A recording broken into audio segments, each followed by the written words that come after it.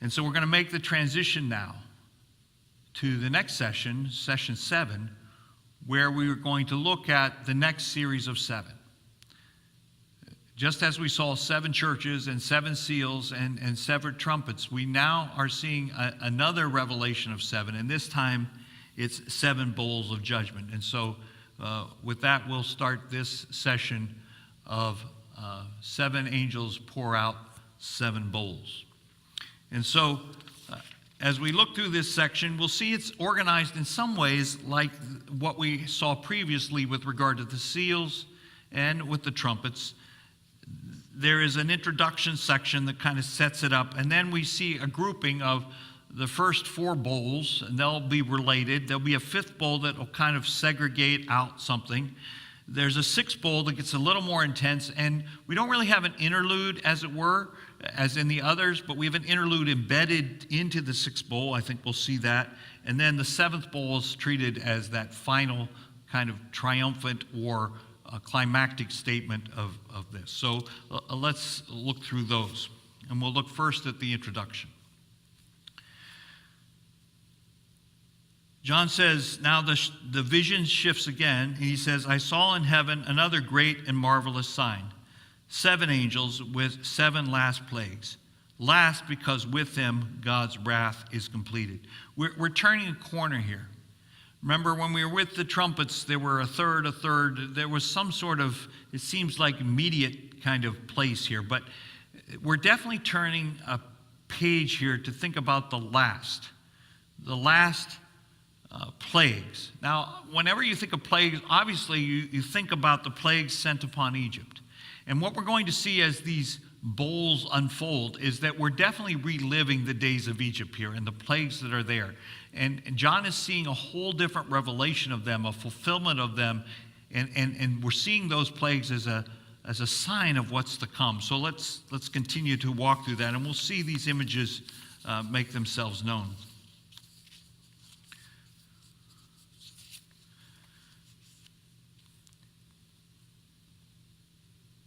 And I saw what looked like a sea of glass glowing with fire and standing beside the sea. Those who had been victorious over the beast and its image and over the number of its name.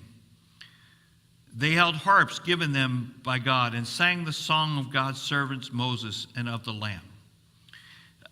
Remember, back in chapter 4, we saw this throne room, which we said was really a combination of the throne room and the temple. It was the place of God's presence from which he reigned. And we saw there this great picture of this great sea of glass. And we thought perhaps it reminded us a little bit of that huge laver of water that was placed in the front of the temple, reminding everyone who came into those temple grounds that you must be clean. You must be clean, the priests must be clean, the Levites must be clean, the utensils must be clean, the sacrifices must be clean. It's a reminder of the need for washing to enter into the presence of God. And so that's where we first saw this image of this sea. But it seems to me that there's another texture taken on here, that this sea has another dimension to it, and it takes us back to the Red Sea. That sea in which God made this path of dry land for his people to walk through that sea. And on the other side of the sea, when they were victorious and they looked back and they saw the Egyptians go into that sea, they saw God's judgment upon that army. And so there's a sense in which I think John is seeing a vision that recalls this image, thinking about his future and the future of the people of God, that someday we too will be on the other side of that sea, looking back on the judgment that God is pouring out. And so you do have a little bit of that image. And the reason I suggest this is because that reference there at the end, that God gave them this song. Now, we've already seen the 144,000 singing their song, and now we see it wrapped in this other context, as I suggested before, that Moses sang this song of victory. When he saw the destruction and the judgment of God upon the evil persecutors of his people, Moses sang this song of victory. And so he's showing John that someday you will be in that place as well. And so with that in mind, then, he can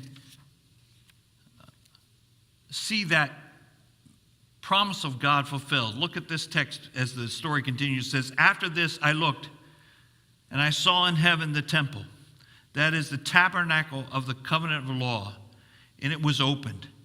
And out of the temple came 7 angels with 7 plagues. They were dressed in clean, shining linen, and wore golden sashes around their chests." So now as they stood on the other side of the sea, then God opens heaven, the same place that the seals were opened, where God's revelation was going to be poured out upon the people of God. Now these angels are coming out, and they're dressed like priests. They're dressed to do the image of God. Remember this image of a temple, this tabernacle. The idea of the covenant of the law, the text that was put there, the tabernacle, covenant of the law, it's talking about that ark of the presence of God in which were placed these law tablets. And the whole idea of those law tablets were this was God's will. But here's the thing. Remember that story that Moses told Joshua, and that Joshua later repeated when he got into the land, that when they got there, they were supposed to stand on opposite side of this mountain. And on one side, they would declare the blessings. On the other side, they would declare the curses. And the image we have here now is it's time for the curses. All those things that God said would happen if you don't follow his will, if you don't follow his ways, we're there. This is now the complete fulfillment of that. We've talked about the blessing coming into among the people of God, but see now, what about the curses? God was not kidding when he said, if we don't follow his ways, this is how it will end. If we don't do what he says, this is how it ends. He designed us. He knows how it's supposed to work. We don't follow his rules, curses will come. And so the image we have here is now it's time for the curses to be held out. And these angels who now are the priests of God, the ones who do God's work, they now become these agents of God to minister law and justice at the end of time. And so now we watch as those ministers of justice come out. Then one of the 4 living creatures gave to the 7 angels 7 golden bowls filled with wrath of God, who live forever and ever. And the temple was filled with smoke from the glory of God and from his power. And no one could enter the temple until the 7 plagues of the 7 angels were completed. The idea here is an image of fire. These bowls, you remember that when the offering was given, the ashes were compiled and collected in these urns. And the idea here is that these ashes from the burning sacrifice, the burning from the altar, the judgment that was pronounced upon those victims on the altar, they produced these fires of judgment. And the idea here is that these fires now, these angels are going to take and dump this burning coals onto the earth. These ashes of judgment upon evil. It's that kind of fire. That's really the image we have here. And it's going to take place in this through these 7 angels. Then I heard a loud voice from the temple saying to the 7 angels, "Go pour out the 7 bowls of God's wrath on the earth." And so we have this unleashing, and what we're going to see is those bowls of wrath, they're going to look a lot like the plagues that we already saw in Egypt, but with a twist, a rather severe twist. And so now the pouring out of those bowls begin. On the next slide here, if you have your handout, you'll see that all we've done here is compare the trumpets with the bowls. We've listed them together. And you see they're very much in correspondence with one another, with an important difference. The first trumpet, for example, deals with hell, fire, blood, fall on the earth. And the first bowl is poured out on the earth. The next one, we have this mountains cast the sea, turn the sea into blood. Now, the second bowl is also for the sea. And so you see that there is a tie-in between the trumpets and the bowls, but there's an important distinction. Whereas the trumpets, you constantly heard about a third, a third, a third. Now, as we turn to the bowls, it's complete, it's total.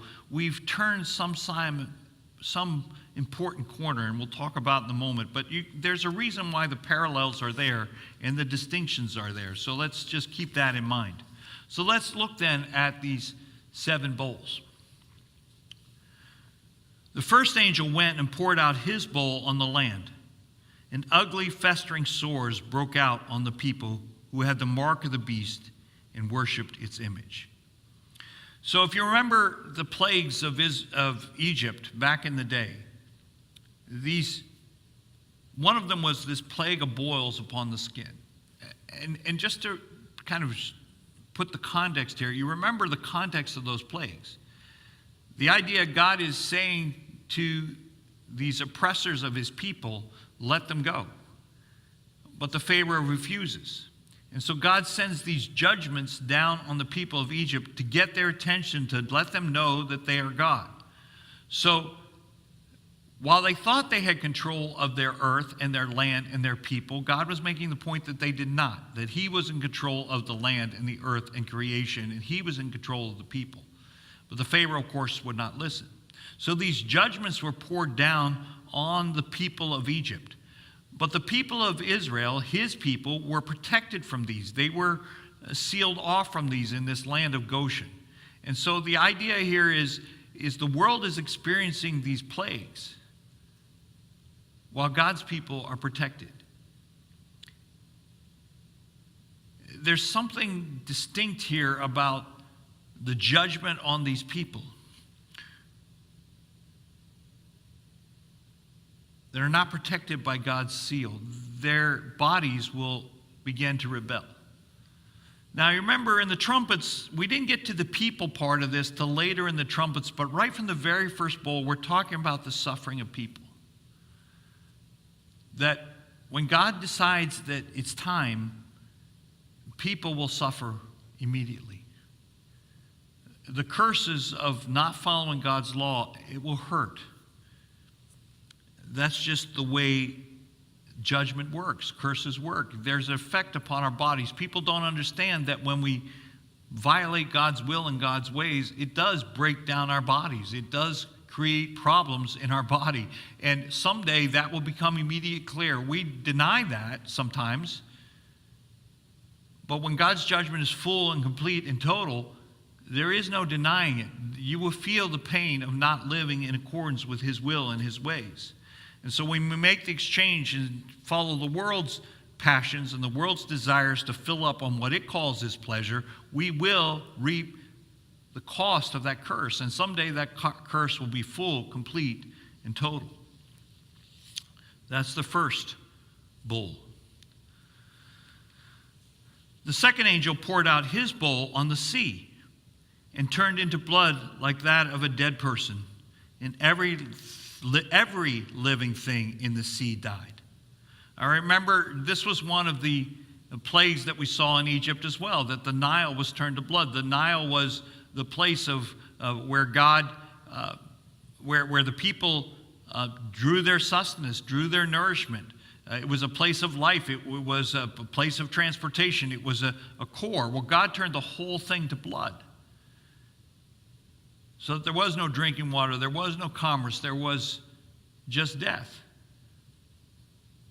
Well, the second bowl is talking about the seas, the curse on the seas, that would all turn to blood. Much again like that Egyptian sea, when the Red Sea, when they tried to cross through that and all those people were, it just turned to blood.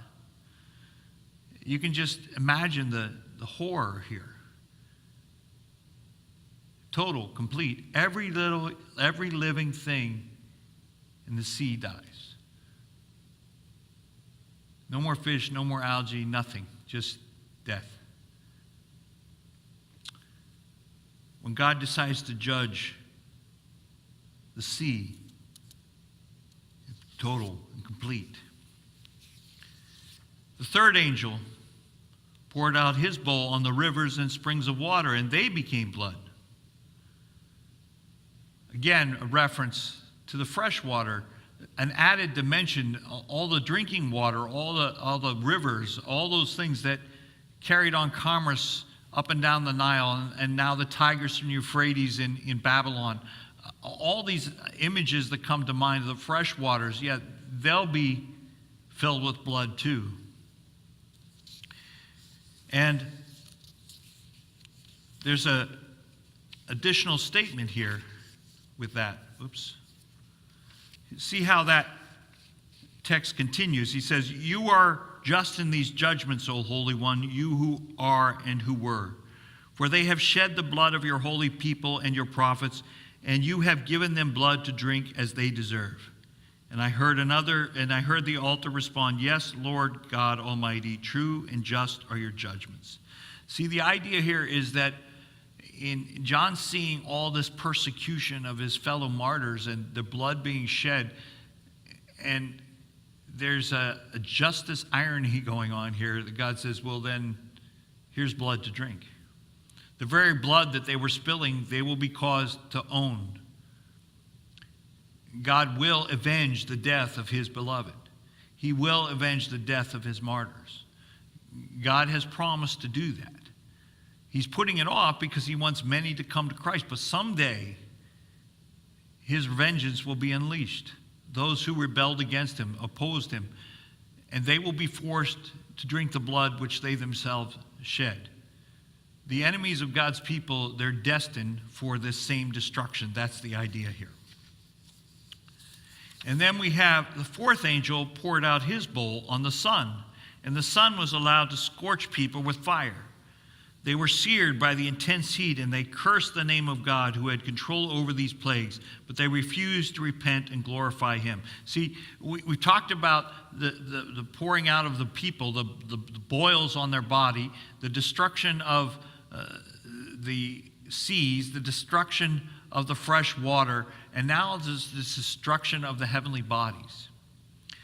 The idea that God would show his power in the heavens, as he did so often. And he's going to kind of show that no matter how powerful these people think they are, he's in charge of the heavens. And notice that they will have that direct effect of people feeling like they're burning with fire. Again, whether that's literal or symbolic, it's not good.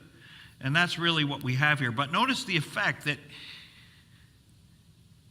the result is much like the result of the Egyptian Pharaoh. That when this kind of judgment comes upon these hardened enemies of God's people, you see they curse God rather than turn to him. So we're past the point of repentance here. We're past the point of the good news, the gospel, the invitation. We're past that point. When we get to this part of the pouring out of the bowls, we're at that part where there is no turning back, where God is now sealing people in their stubborn rebellion. So they become just like the Egyptian Pharaoh, whose heart was hardened, and they can't see God before them. They simply die in their own arrogance, die in their own rebellion. That's really the image here. Because they refuse to glorify the God who is, the God who made the sun. So we have then these four bowls poured out, similar to the four trumpets, but these are total and complete and entire. We're now at a different stage of God's judgment. This is an end. This is the last. Everything is destroyed. Then we get to the fifth angel. The fifth angel poured out his bowl on the throne of the beast and its kingdom and was plunged into darkness. And people gnawed their tongues in agony and cursed the God of heaven because of their pains and their sores. But again, they refused to repent of what they had done. So now we're drawing in not just generically the people, it's these beasts and the people that, these governments, these kingdoms, these nations, these peoples that oppress the people of God. The collective judgment. It's not just individuals here and there, but the collective judgment of all that world system, as it will, that opposes the people of God. God holds that place accountable as well. And interestingly, that he turns out the lights on them. these folks who think they have all this power and all this authority and all this wealth, and they can't even keep the lights on. When God decides it's time to turn the lights out, the lights are out. And that's really the God who created the sun, who can send the fire to heat. He can also turn it off whenever he feels like it. He has that kind of control. That's the image. And he's saying when God decides to judge all the power, I mean, we live here in New England, and occasionally the power goes out, and we all kind of panic, except for those of you that have generators. You're happy. You got this figured out. But it's amazing when the electricity goes out, what kind of mess we're in. Or the internet goes out, or our mobile service goes out. What are we supposed to do? We panic. But imagine all the lights go out, like no sun to heat, no sun to light. See, when God decides to withdraw his common grace, if you will, when he decides that the sunlight won't shine anymore, all of a sudden people will realize how small and insignificant they really are. See, we delude ourselves thinking and we have all this power and all this authority and we're all these geniuses as human beings. But there will come a time where God points out that we don't have any of that. The only reason we have any of that power is because he continues to turn the lights on. He continues to give the power. And when he decides to stop, we realize how puny and insignificant we are. But you see, these plagues, they have the reverse effect of what during this time, during this age, they're supposed to have. When people see that and recognize they're powerless, they still have time to turn to God. But here we're talking about a judgment that comes down, and you have the same attitude that Pharaoh had, where even with the lights go out, even with all the things gone wrong, still you will not bow down and acknowledge God as God. It's frustrating sometimes, I know, when you see people who just don't get it.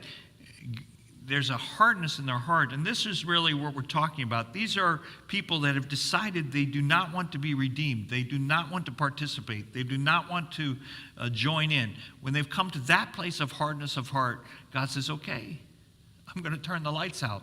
You don't want any part of me? We'll turn the lights out. And that's really what we have here, is that stubborn refusal. Now again, just as in earlier sessions, when we turn from the fifth bowl into the sixth bowl, that sixth and seventh bowl, it gets more intense, it gets more final. And you would wonder how, with all this intense judgment poured out, these wrath pouring out upon the people of God, you'd wonder how things could get more intense or more final. But listen to these words. The sixth angel poured out his bowl on the great river Euphrates, and its water was dried up to prepare the way for the kings from the east. So this is preparing for the end. All right? Now the image here is the Tigris Euphrates. It's the river on which Babylon was sitting.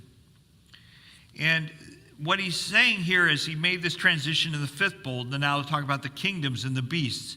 We're starting to look towards this destruction of this city. And we said Babylon the Great. Babylon is the representative of all the evil forces that have ever fought on earth against God.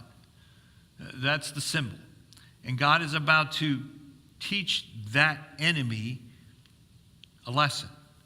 And so what he does is he dries out this great river Euphrates. Now, just as the Red Sea was dried up so the children of Israel could walk through it, it also has the reverse effect.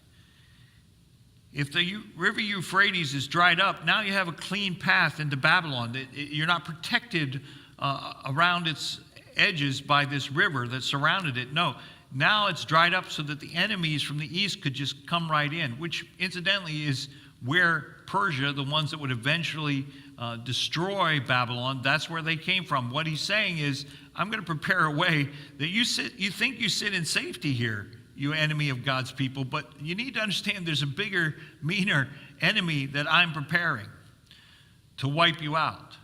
There's always a bigger enemy. In this case, the army from the east. That's what we're worried about here. And in fact, that's exactly what happens eventually to Babylon. And we're going to see more of this in the next chapter because God's going to expand this story to tell it in even more detail. But now we see a taste of it here with this sixth bowl.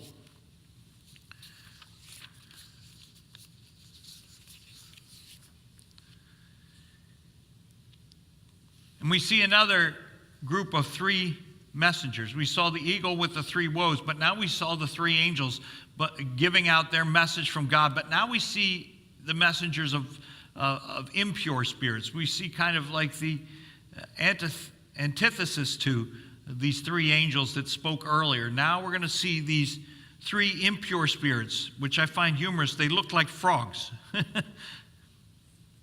And it's this idea reminding us again of that plague of frogs, this kind of unclean animal that was prohibited from the life of the people of God, that now they are the very declaration that there's even Egyptian gods that look like frogs. It's the idea that this is enemies speaking, impure spirits. And there's three of them because they came out of the mouth of the dragon, out of the mouth of the beast, and out of the mouth of the false prophet. Now that's that unholy trinity we saw earlier. The dragon, the beast of the sea, and the beast of the earth. That's the unholy trinity. You can hear these croaking frogs coming out of this unholy trinity with their message. They are demonic spirits that perform signs, and they go out to the kings of the whole world to gather them for the battle of the great day of God Almighty. See, there's this deceptive message, this croaking that comes out from these people that are gathering people for the final battle.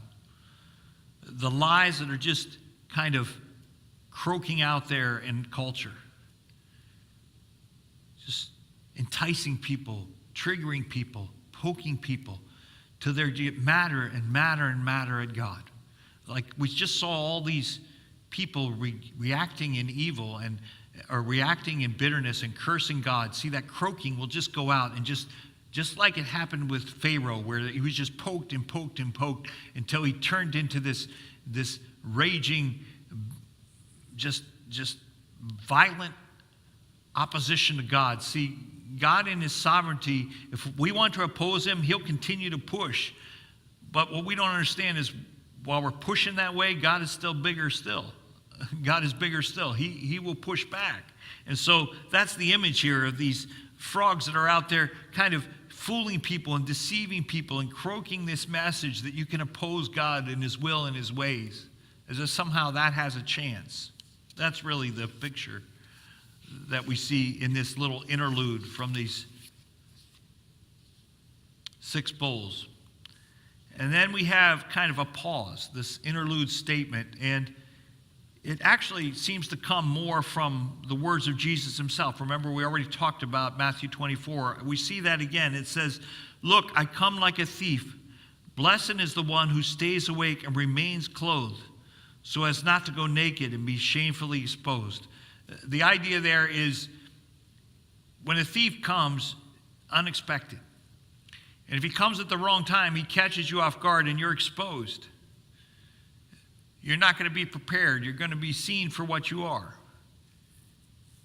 And it's just a reminder to John and the people of God, understand that when this judgment comes, it's not going to be telegraphed. You're not going to be able to figure it out. It's not like you're going to plan for it so that you can get dressed and ready and prepare. No, when then God decides to do this, and the attack comes,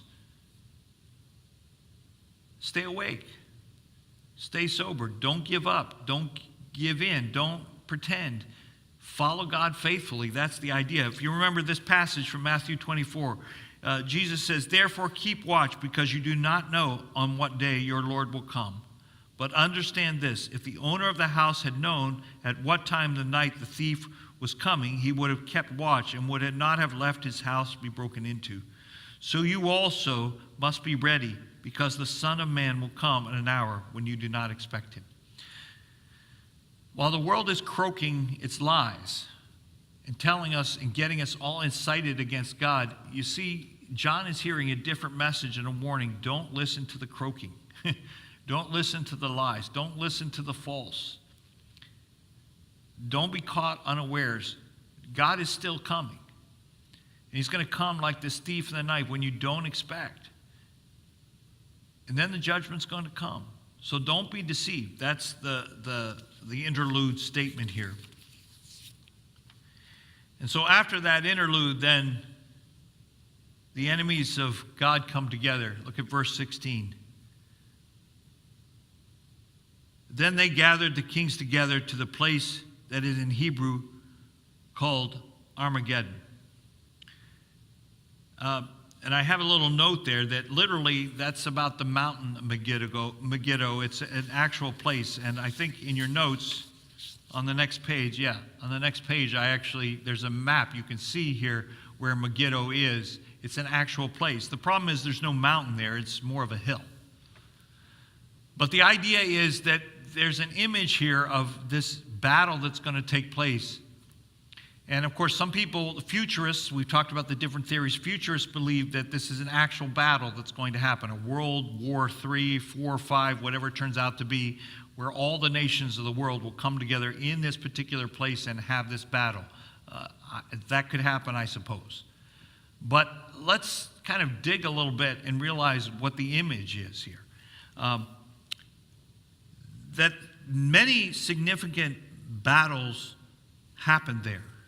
For example, I give you this passage from Judges chapter 5. Hear these verses. It says, kings came, they fought. The kings of Canaan fought. At Tanakh by the waters of Megiddo, they took no plunder of silver. From the heavens the stars fought. From the courses they fought against Sisera. That was the battle that Deborah fought. Remember Deborah, the female judge. She led the people of God, and she sings that song of victory. And God broke out in that battle and proved the people of God faithful. And the heavens came down and won that battle for them in this very place called Megiddo. And so when John sees this, I'm sure he remembered that story of how God came to rescue from the heavens and delivered this place. This was a place of many famous battles. Look at this text from 2 Kings chapter 23. It says, Josiah was king. Pharaoh Necho, king of Egypt, went up to the Euphrates River to help the king of Assyria. King Josiah marched out to meet him in battle, but Necho faced him and killed him at Megiddo. And Josiah's servants brought his body in a chariot from Megiddo to Jerusalem and buried him in his own tomb. And the people of the land took Jehoahaz, and son of Josiah, and anointed him and made him king in place of his father. So it's a place of judgment where even Josiah, who was one of the faithful kings, even he received his judgment there for his mistakes. And then this passage from Zechariah chapter 12. On the day the weeping in Jerusalem will be as great as the weeping of Hadad Rimmon in the plain of Megiddo. This reminder of judgment again in Megiddo. And so I think what's happening here is this reflection on Old Testament occurrences at this place. God is saying it's going to be that bad. Like when God decides to judge the world. Remember all those judgments that happened in Megiddo? It was not a good day. See, that's what's going to happen to the enemies of God. When they listen to the croaking of the frogs and they rebel in anger against the God who created them, you see, their destiny is already assured. The same thing that happened when God decided to judge in Megiddo, God is going to do the same thing again. That's that great battle that we're talking about. Again, will it be a literal battle? Well, that depends on your view, perhaps. But beyond the literal battle, there is certainly this idea of God's judgment being poured out upon any of the enemies of God. Let's see here.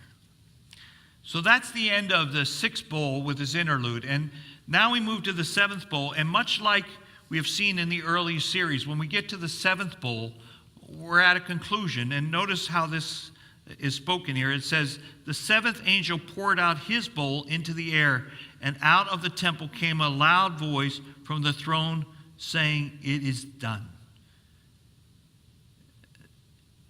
It's like the fulfillment of what Jesus declared on the cross when he says, it is finished. In other words, the outcome is already decided. This is now the conclusion of that outcome. We're done. We're in that space where it is completed and it is finished. It's that finality. And we've seen this before with the seals and with the trumpets, where we came to the seventh and we said, we expected more of an end.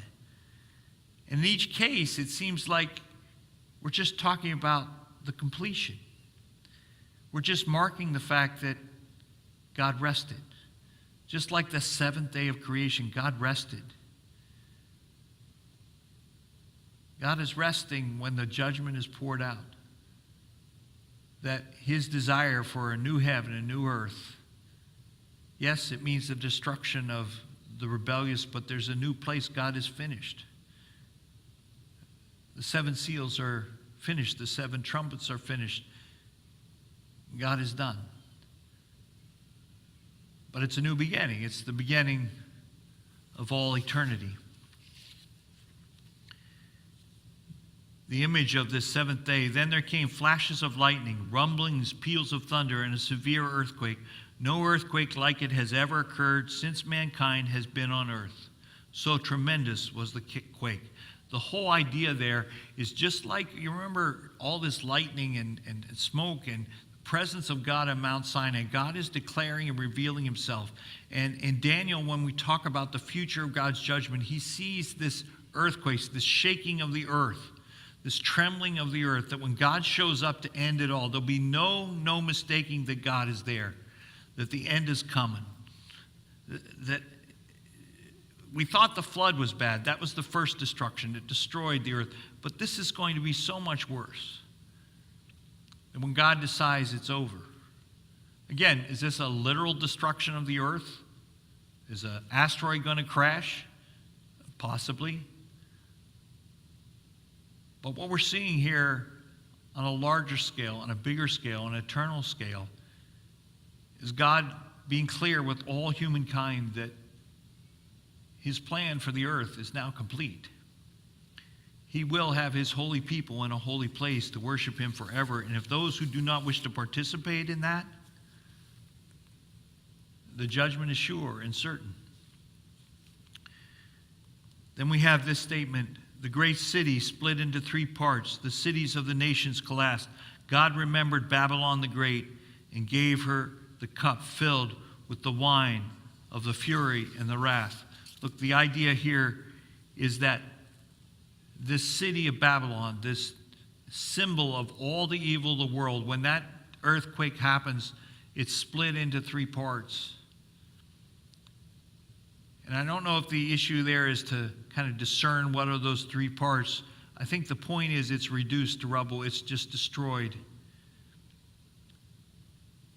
When it's all said and done, the enemies of God will be destroyed. Whatever greatness they think they've had, it's over. And so the message to all of us from now until then is to submit to the God who is. To not give in to the croaking frogs, and don't give in to the lies, and don't give in to the temptation to live for what the world lives for, to take that mark upon ourselves. No, we are to receive the mark of the Lamb, to follow Christ, to be faithful, not to be fooled by what we see around us and this lack of belief that somehow God will judge things. We stop believing that God will judge. And this vision for John was to say, no, God will judge in his way and in his time. And when it's done, it's done. Don't be on the wrong side of that judgment. Now is the time of repentance. Don't wait until the thief comes. Don't wait until the end. Now is the time. And if we followed Christ, don't give up and don't give in on him. Follow faithfully to the end, because the end is already determined. It is finished. It was finished the day that Christ died on the cross. The end is determined. The judgment of evil is complete. The enemy will be destroyed. But even as he destroys the enemy of sin and the enemy of Satan, he opens up a new way for his people to be found again, to go through and emerge and be part of the Mount of Zion, there with the Lamb, to rejoice and sing our song forevermore. That's the message. That's the hope. That's why we keep moving on. Thanks for listening. Come back next week and we'll continue our study where we will look at a deeper interlude of this Babylon, and God will kind of take a lens on that and show about that final beat. So we'll see you next week for that session 8.